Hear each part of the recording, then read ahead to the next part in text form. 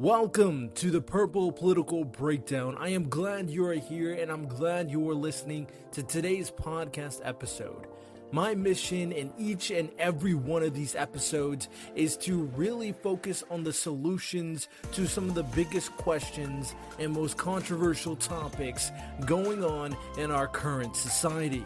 I feel like most of these conversations are not truly being discussed in a more logical and respectful manner due to the political toxicity that goes on with both the left and the right, both the Democrats and the Republicans.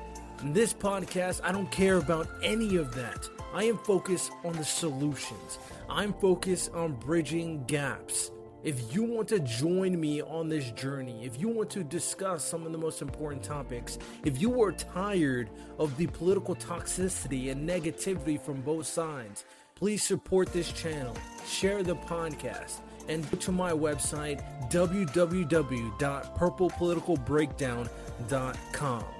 I appreciate the support. I'll continue to make content, and hopefully we can start bridging these gaps and focusing on real issues going on in our world. Welcome to the Purple Political Breakdown. Welcome back, ladies and gentlemen. This is another audio-only podcast episode, but we'll get in the thick of things moving forward. Don't you worry. With that said, today's episode is going to be an interesting conversation as I really dive into the aspect of how we shouldn't adhere to the elites, and our current society is doing the best job in implementing a more individualistic aspect to really show our influence as the people to the powers that be. And I will explain more about what I'm talking about later on when I go into the main topic. But before I do that, I'm going to do a few things. First things first, I'm going to read off some reviews, some comments that you guys have been dropping on my podcast, and I really appreciate it. If you want to be shouted out, leave a review, leave it on comment on one of my contents that I post on TikTok or YouTube, and I might feature it for a podcast episode. All reviews get featured on a podcast episode, so I do appreciate you. First one, it says, I really enjoy these episodes, unafraid to dive deep with rich conversations on topics that many may see as taboo or inflammatory. I love the range of guests and differing opinions that encourage the listeners to question and form our own opinions. The discussion about book bans has been my favorite episode so far. I do appreciate you. We got another one. You are sick of polarizing politics, but what to do? Educate yourself with this in-depth but digestible podcast where issues are visited with the idea of solving the problem rather than winning for one side or the other of the political spectrum. Also, the latest episode to the date of this review had a really great voting methods expert and host sat back and let her speak around about her area of expertise.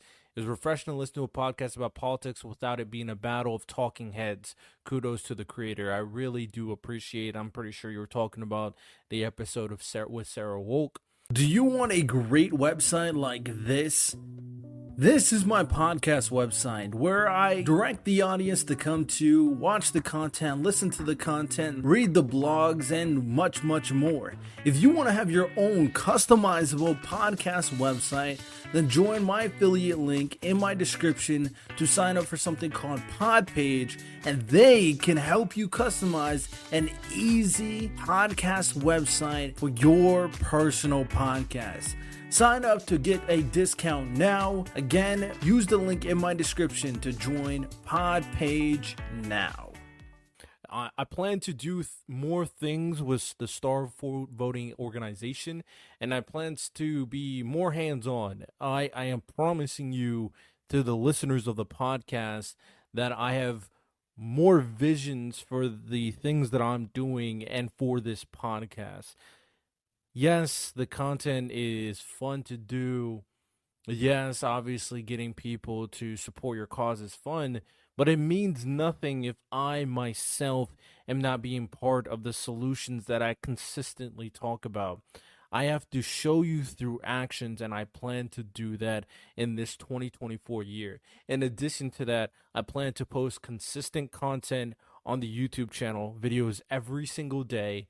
And as for my TikTok or Instagram Reels or YouTube Shorts, I'll keep on posting the clips when I can, of course, for those. I'll try to reply with videos, maybe try to go live on TikTok, of course.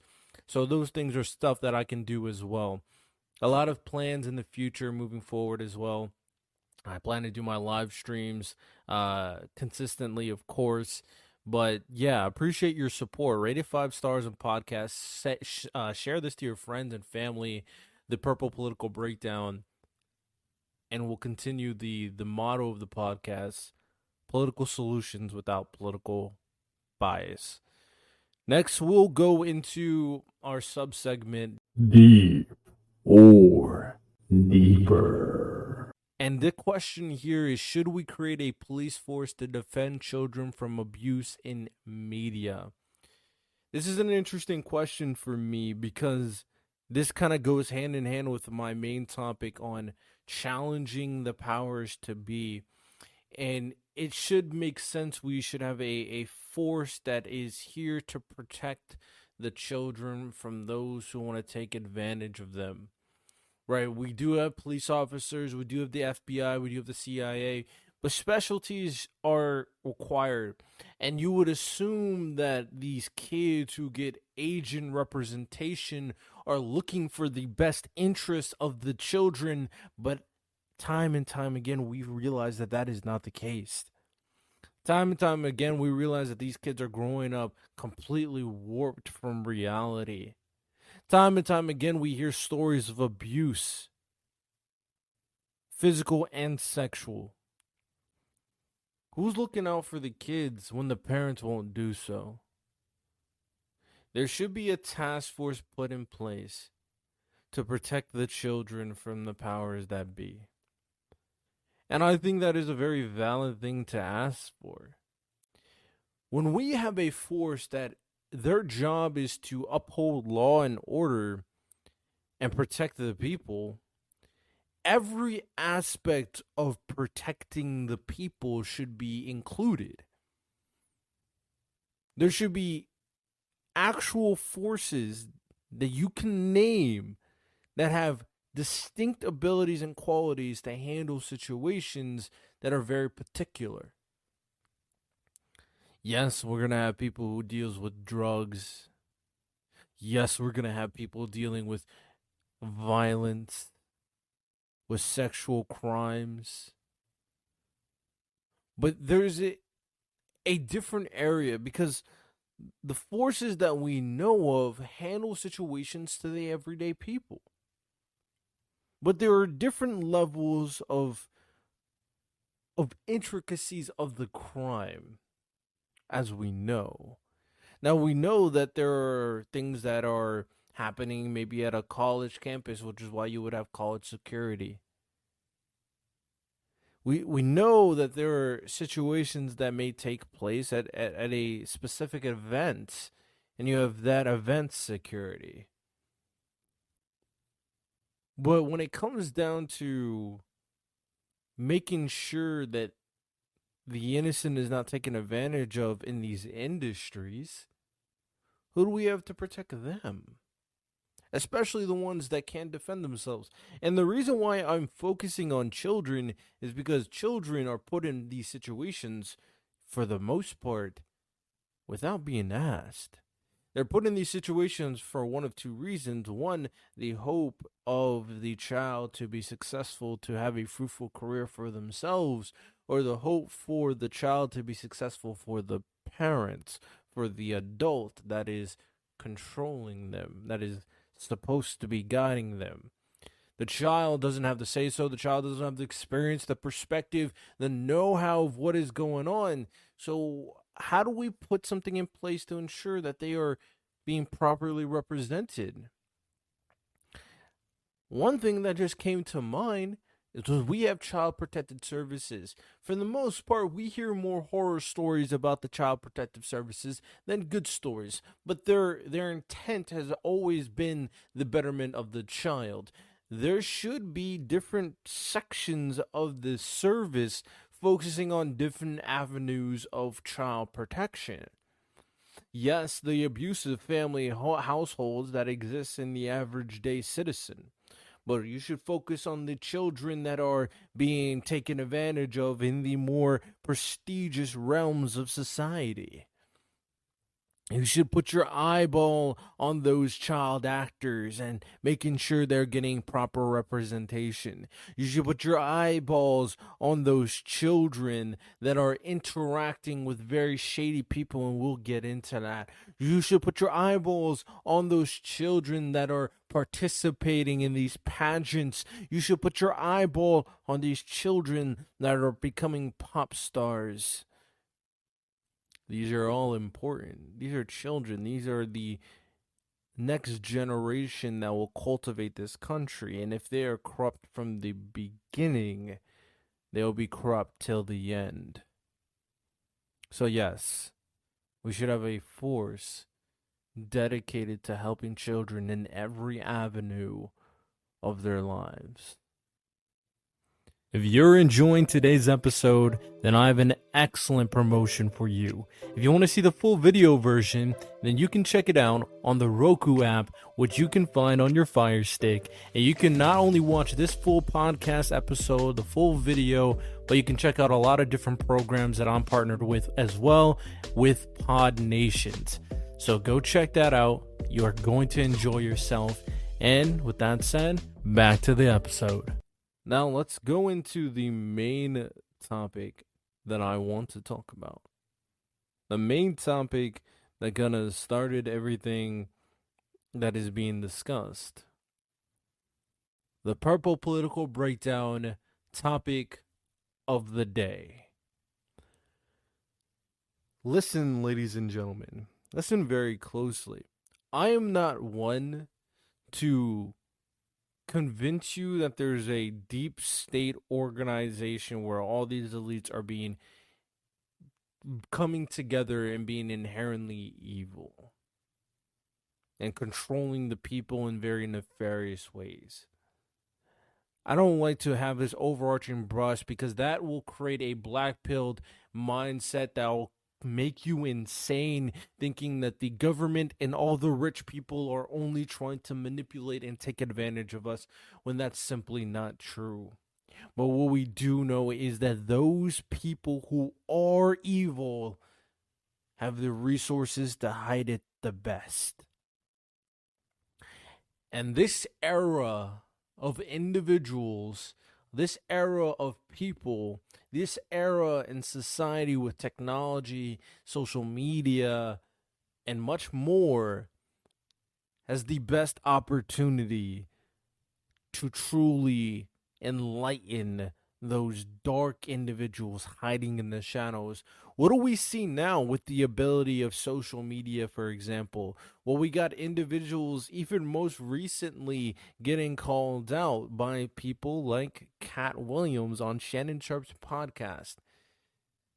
They can't hide this. Cat Williams talks about all these different individuals that are trying to convince black men to wear dresses. All these individuals that are stealing material from other comedians. Now, I'm not black-pilled enough to think that the Illuminati is doing all these things deliberately, or there's this humiliation ritual.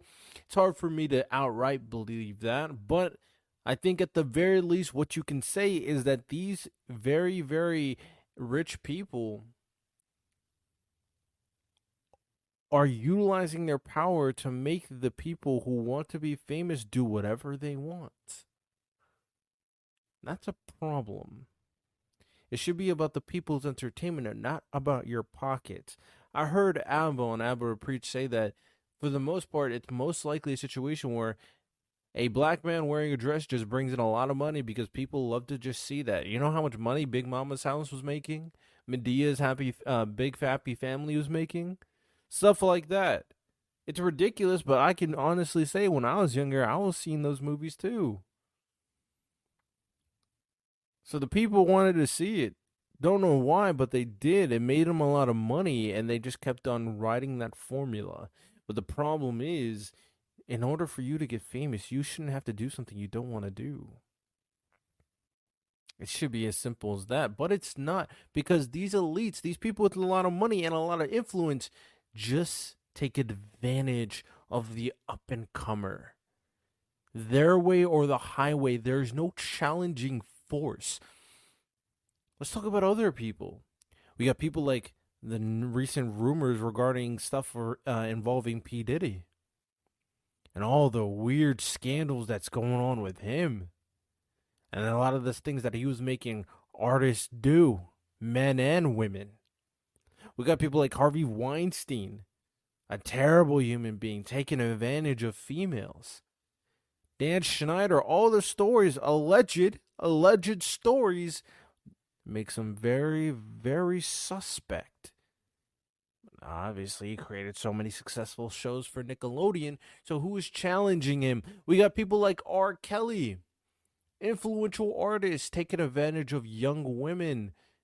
And of course, one of the most recent cases of debauchery, of evil human beings, Jeffrey Epstein, a piece of garbage who created a whole island bringing underage girls to allow some other elites to have their way with them.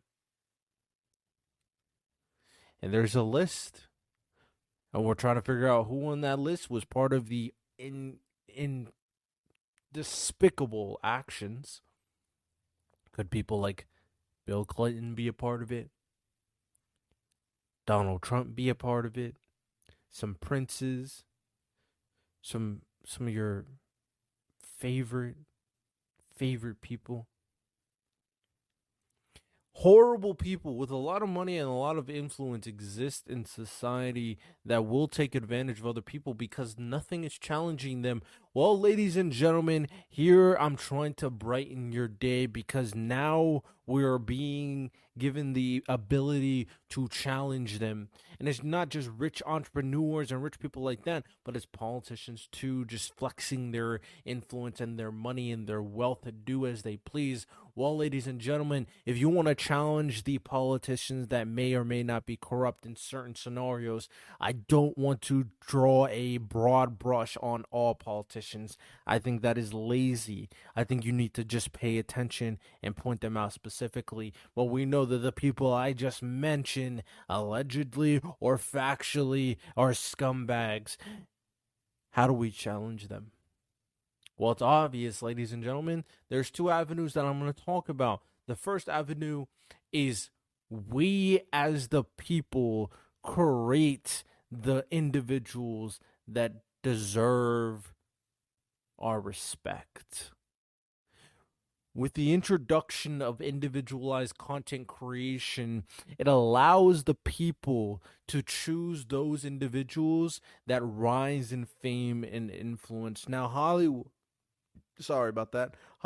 is still important and still influential, but the more we challenge them, the more we challenge the product that is Hollywood, those scummy people that are up there, and show them what we want, and show them that if I don't do what you say, then I can go a different direction and make stuff that adheres to the people, because entertainment is about entertaining the people, not filling your pockets. Support your content creators. Spread the word of content creation. The more we change the avenue on how entertainment should be looked at, the better. That goes for all avenues of entertainment: music, sports, obviously TV and film. Every single aspect. Every individual has the ability to showcase their projects to the world. We even see this avenue in the animation space. And some of these individuals, they can become their own boss. They can create their own companies. They can create their own media companies and start building talent that way, that is adherent to the people's will, not adherent to some rich asshole that we don't know of. And another thing, obviously being an entrepreneur and content creation is stuff that we can continuously advocate for. But in order to change our country, in order to change politics, stop letting these assholes that are just manipulating the people become our candidates. Like a Donald Trump, for example. Be involved in your local politics. Be involved in your local election. And be an advocate for voting reform. I'm going to preach this again. Star voting is way better compared to our current voting system. We should vote for those individuals that seem the most qualified. We should vote for people that seem to be helping or trying to help the people. We shouldn't vote because you're the only Republican and you're the only Democrat. No. We need to challenge their viewpoints. We need to challenge their ideology. We can't let the formula of becoming president is you being a very old white guy or you a very old guy that has certain connections and you're able to get so many campaigns through the money and the donors that you're just the ones in our faces. Your positions and your policy adhere to a very simplistic formula, but in reality, when you're in office, you don't really do anything. Now, I'm not really attacking very specific people, although I don't think Donald Trump was a good president. But we see time and time again, as of recently, especially, our dissatisfaction as the people continues to grow. But that's because you are not involved in your local election. You are not involved in your local politics. You're not trying to change the way we have representation. That comes with reform. That comes with advocacy. That comes with being involved. So it's a two-step process. This is a short podcast episode, but I want to get something very clear across to you, ladies and gentlemen. We have elites that exist. We have rich people that exist. We have politicians that's been there forever and know the right people. We have people on the top at the 1%, the less than 1%, up there making decisions without being challenged. But their power comes from down here. Their power comes from the 99%. Their power comes from you listening. Their influence comes from you listening. Everything that is given to them comes from us. How do we make change? No, you don't make change by just posting social media posts. You make change by advocating for something, pushing an agenda that is worth pushing, and being a part of the solution. Hopefully these words resonate. Hopefully this 2024 is going to be a strong step in the right direction for how society is. And it seems it's getting to the right place as we put all these scumbags and we're starting to call out all these unfair, terrible people constantly. And we'll continue to do that. I don't care if you were my favorite yesterday. If I find out that you are an evil piece of garbage, I will toss you out. And that's how all of us should think. With that said, I hope you guys enjoy. Rate the podcast 5 stars. We'll continue our motion. Make sure you guys support the podcast on the website, www.purplepoliticalbreakdown.com. Hope you guys enjoy. Y'all have a good one. Take care. And peace. Well, check it out, y'all.